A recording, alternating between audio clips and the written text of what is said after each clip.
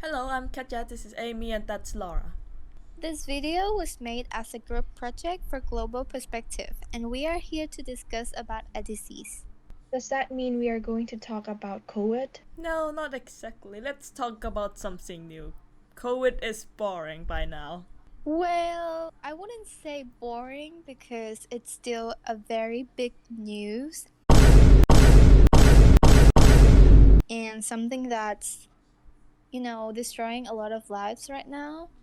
But let's talk about something from the past. We're instead going to talk about another pandemic that happened in the past, and that is the Black Death. So, are you talking about the Black Plague? Yes, the Black Death is known by many names, such as pestilence, the Great Mortality, bubonic plague, and the one you've just mentioned, the Black Plague.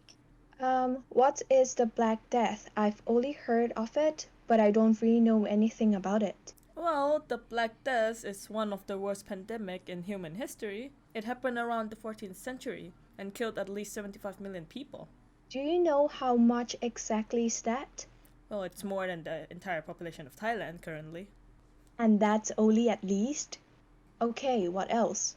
Well, it originated from Asia and arrived in Europe in 1347, when traders' ship docked in Italy with most of the sailors who aboard the ship were dead, and those alive were greatly ill and covered in black boils that oozed blood and pus.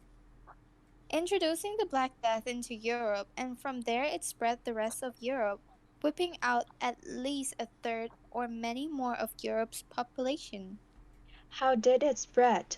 The Black Death are now known to be caused by bacteria called Yersinia pestis, which is carried and spread by fleas on rats.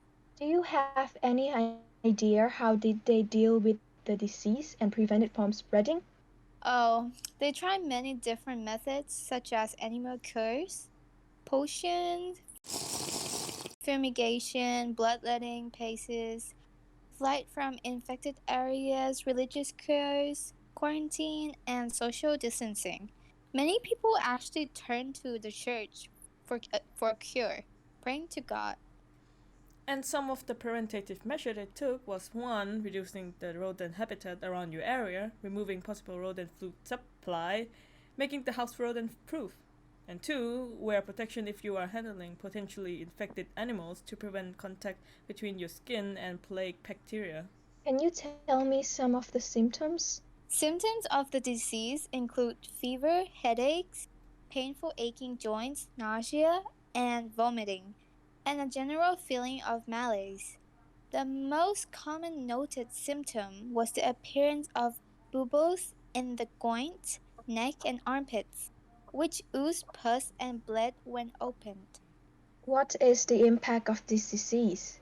Many Jewish people had to hide themselves because they were murdered when Christians claimed that they caused the plague. Lepers and beggars were also accused and harmed. Farm and villages were abandoned. There was a severe labor shortage. Survivors were able to demand higher wages and better working conditions from their new landlord.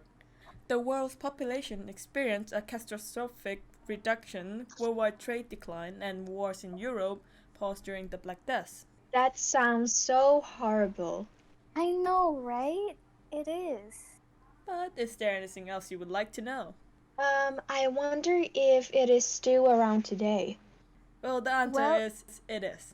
Yeah, but the plague is now curable in most cases, so rest assured, the plague isn't coming back at least anytime soon. And even if it does, we now have the knowledge and resources to control it, such as treat with antibiotics. If you are diagnosed with bubonic plague, you will be hospitalized and given antibiotics. In some cases, you may be put in isolation unit. Wow, that was so useful. Very informative. Thank you so much. Now I know how to prevent this disease. Yay!